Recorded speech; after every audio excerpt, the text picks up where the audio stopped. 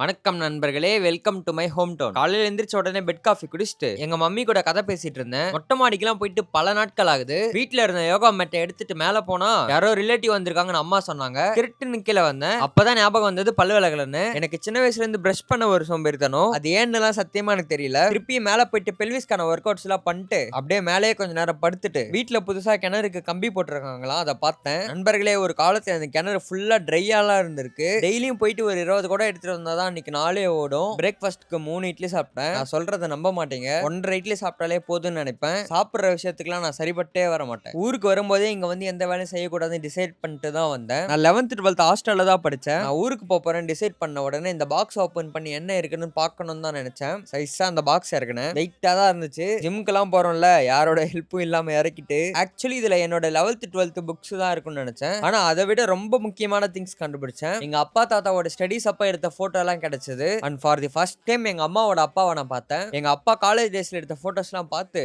அதோட பேக் ஸ்டோரிலாம் அவர்கிட்ட கேட்டேன். இது என்னோட 12th ஐடி கார்டு அண்ட் இது நான் வாங்கின மார்க்ஸ்.